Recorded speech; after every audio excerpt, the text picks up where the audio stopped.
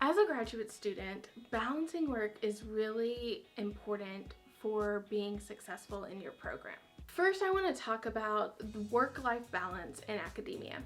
I think a lot of time work-life balance has gotten a bad name because if you're serious about your PhD program, you don't care about having a life. Where that is completely untrue and has led to this really toxic environment in academia.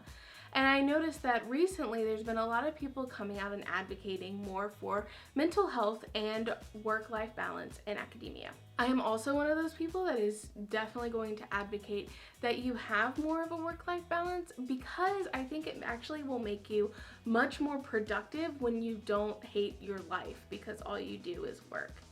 It also keeps you from burning out so that you're actually more excited about the work that you're doing and the research that you're doing. So today I want to talk about 3 main things that can help you establish balance in all of the work that you have as a graduate student.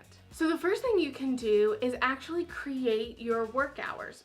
So this can be dependent on when you have meetings or other things that are going on.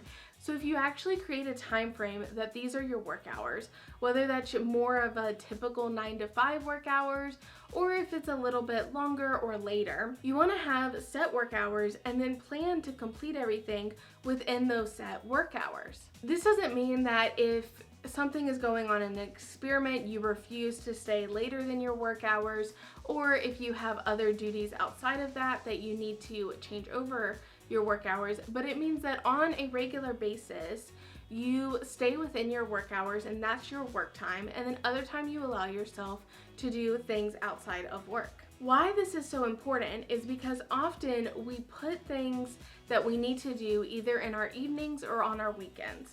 However, because we have this culture that we can't take a full weekend off or we have to be working all the time, that means that once we get to those times as the evenings or the weekends, we're tired and burnt out and we don't want to do the thing that we said we're going to do that weekend.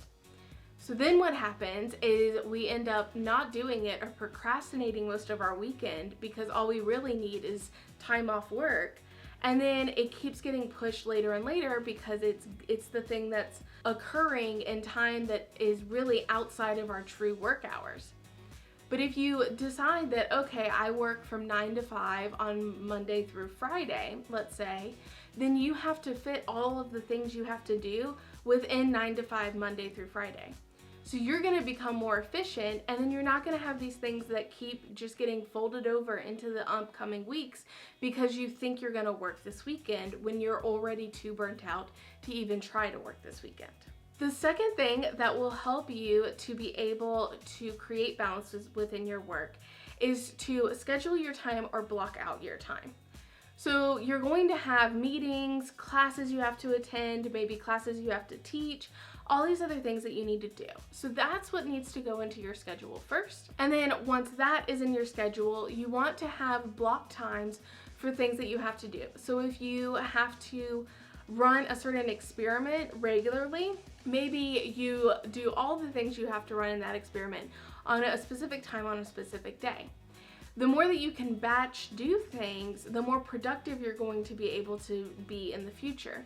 So if you can actually work through your schedule and make sure that you're fitting everything you need to do within a week into your schedule, it's going to make you more productive and then also give you the balance to live life outside of work as well.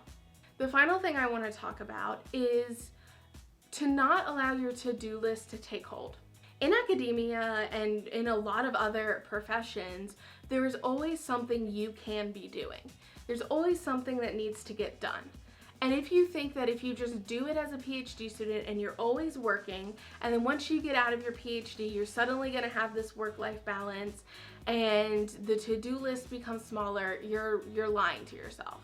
What's going to happen is that you're going to become addicted to getting work done, addicted to doing work, constantly working on your to-do list.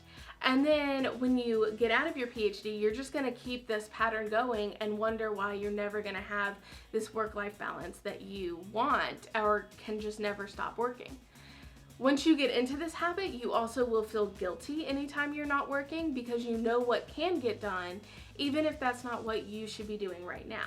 So instead, what you need to do is decide what gets done, and whatever gets done within a day, within your work hours, that's what gets done. And then you have to train yourself to take that time off, to not be thinking about, oh, what can I be doing right now, or what can move my research forward, or what can make me more productive right now, but just to say that was my work time and now I do other things.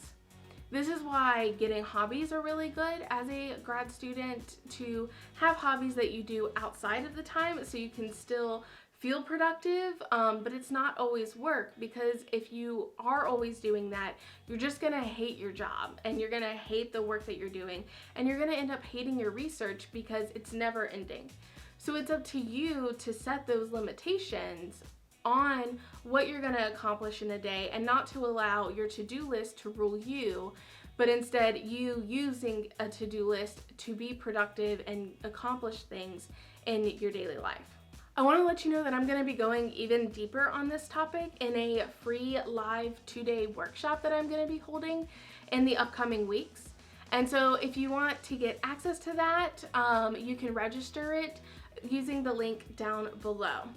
I'll be really excited to see you guys there, and I really hope that this was helpful for you in trying to balance all of your responsibilities and still having a life as a graduate student. And I will see you guys in the next video.